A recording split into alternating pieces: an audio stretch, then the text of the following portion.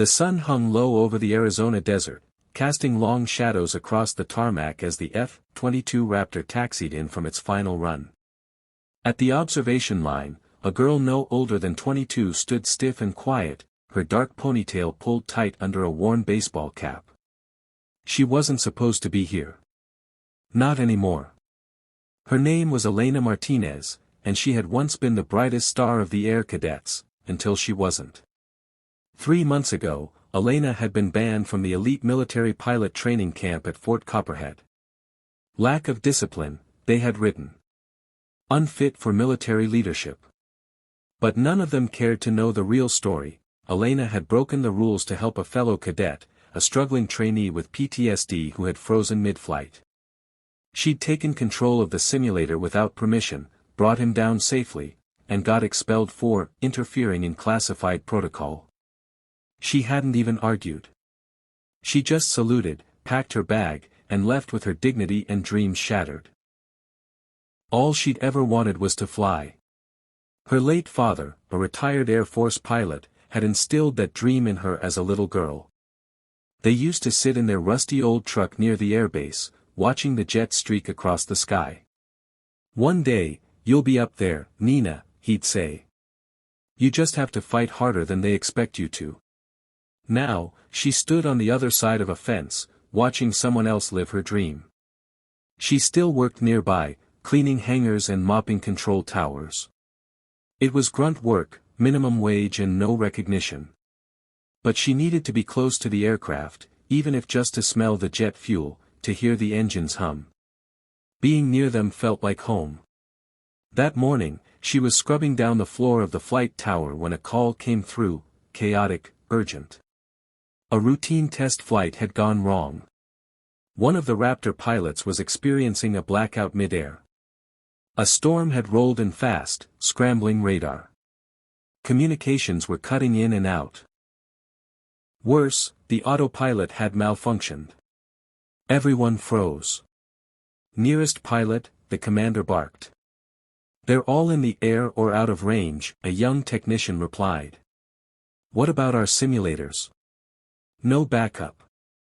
The system is jammed. We're blind." The commander swore under his breath. "If that pilot crashes, we lose an aircraft worth $150 million, and possibly a life." Then, in the corner, someone spoke up. It was Elena. "I can land it," she said, quietly but firmly. They all turned. The girl with a mop. The girl they'd banned. "You," the commander scoffed. "This isn't a game.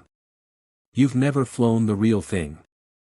"I've spent more hours in your simulator than anyone else on this base," she replied.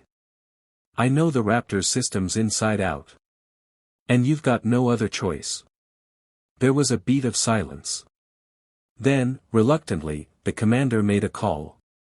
Within 2 minutes, Elena was inside the auxiliary flight deck, sweating bullets under a headset too big for her frame. A second tech synchronized her controls with the Raptor. The pilot inside the F-22 was semi-conscious, breathing heavily, hands limp on the throttle.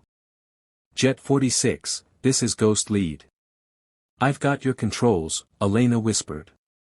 Her fingers flew across the interface, steady and precise. She bypassed the main drive systems, stabilized the altitude, and used emergency flaps to slow the descent. Every motion was calculated. Every instinct, trained by years in the simulator and a lifetime of passion. Outside, the storm crackled. Thunder shook the tower. The Raptor dipped into view, its nose trembling in the air, almost lost in the sheets of rain. Inside the tower, no one breathed. Elena's hands trembled, but her voice remained even. "Come on, baby," she murmured, guiding the bird like she was holding a friend's hand through a dark tunnel. "Stay with me." With one final breath, she eased it onto the runway. The wheels kissed the earth. A puff of smoke. The Raptor skidded slightly, then settled. Landed. Everyone in the tower erupted, but Elena didn't move. Her face was blank, tears streaming down her cheeks as the adrenaline drained from her body. The commander stared at her in stunned silence. "You just landed an F-22, blind, in a storm, from the ground." Elena blinked at him. "I just did what I was trained to do." He stepped closer. "No, you did what no one expected of you. And that makes all the difference." Word spread like wildfire. The girl they'd banned, the janitor nobody noticed, had just saved a jet and its pilot from certain death. Military news outlets picked up the story within hours. Civilian grounds crew member executes unthinkable mid-air rescue. The footage of the Raptor landing, shot by a security drone, went viral. People across the country watched, hearts racing, as a girl with no wings flew anyway. A few days later, Elena was called into a press room filled with unfamiliar faces and flashing cameras. Sitting at the front was Brigadier General Howard Fields, commander of the Western Aviation Division. He looked at her like he'd just found the diamond he'd been missing all along. "I've reviewed your file," he said. "It's not pretty. You disobeyed orders. Interfered with classified operations. But, you did it to save someone." She nodded. "I also watched you land that F-22. She said nothing, unsure what he wanted from her. "We'd be honored if you'd rejoin the program. Full scholarship. Flight clearance. With immediate effect." The room exploded in applause. But Elena's eyes filled with tears for a different reason. "Can I say something?" He gestured for her to continue. She stepped up to the mic. "A lot of people told me I wasn't built for this. Too emotional. Too reckless. Too, me. I was told to give up. But I stayed close to the dream. I cleaned the very floors that supported the people who didn't believe in me. And in the moment it mattered. I knew what to do. Because the truth is, you don't need a badge to have purpose. You just need to care." She looked around the room, a sea of faces finally seeing her for who she was. Kindness isn't weak. Compassion isn't soft. They make you strong when strength alone won't cut it. I helped someone when it cost me everything. And that led me right here. The applause this time wasn't polite. It was thunderous. 6 months later, Elena walked through the same doors of Fort Copperhead, but this time in uniform. Her name patch read Lieutenant E. Martinez. She was the first cadet in history to be reinstated by personal order of the Pentagon. She worked harder than anyone, not to prove her worth, but to honor the journey. During one of her early test flights, a younger recruit froze in the simulator. Elena slid into the seat beside him. "Hey," she whispered, just like she had that day before it all went wrong. "You're not alone. We've got this."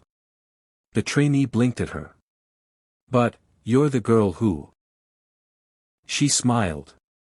"I'm just someone who believes you're capable, even when you forget it yourself." That moment went unnoticed by most. No headlines. No press room. But that's where the story truly found its wings. Because Elena wasn't just flying jets now. She was lifting others. And in a world that often rewards power and polish, one girl had proved that the strongest pilots are the ones who fly for others. She didn't just shock the military. She changed it. And somewhere, in a quiet patch of Arizona sky, her father's voice echoed proud and clear. "You made it, Nina. You fought harder, and you flew."